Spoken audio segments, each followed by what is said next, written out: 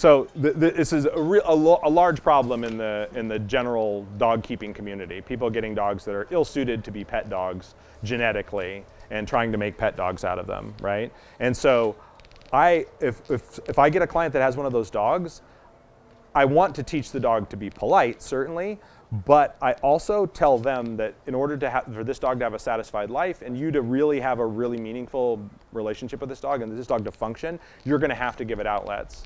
And it's not going to be like your regular dog. Nose work, there's other stuff that those dogs have to do because they're not going to be happy without a job. And if I'm just trying to control them through suppression, one, it can be a fool's errand for a certain type of dog. You're going to have to use so much pressure all the time. That's something they're going to be uncomfortable with. And then the other thing is I can honestly say it's not fair to the dog, right?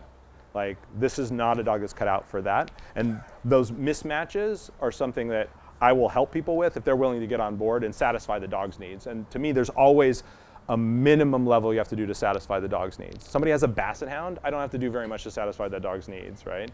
He's like, it's all right. Like, he's gonna be cool. He doesn't need a whole bunch of stuff. Great, perfect for the average person. It's a problem, right? And so I want to find a happy middle ground. That no, I certainly don't wind them up, and you're gonna have to do some stuff with this dog, and that may require that I teach the dog to do certain things. Like, so for instance, I'm gonna have to teach that dog how to play, because that's going to be a big deal for a certain type of dog. Somebody gets a really energetic working type dog, right?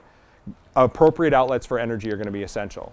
And in order to teach a dog to play, I got to wind them up a little bit. So there's going to be a period while the dog's learning how to play where there are no rules in the beginning. He just has to learn to want it and bring it back and then let go of it. And so there's this period you're living with a dog that's kind of obnoxious, right? And I have that conversation with them.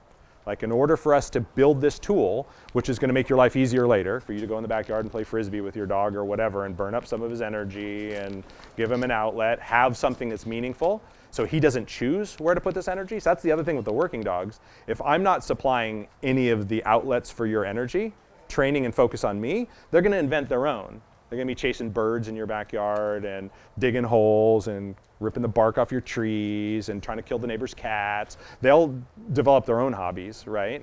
And so it's important that I give them a hobby that I can live with. And so they still need the same kinds of management and stuff that a young working dog trainer would give their dog. They may not invest in the same level of precision in their behaviors, but I still need to go through a kind of rough period with them. And for me to be willing to help them, and of course this is everybody's thing, I have an honest discussion about this and what I think those dogs require. And if they're willing to get on board with that and recognize what it's going to take, I'm willing to help them.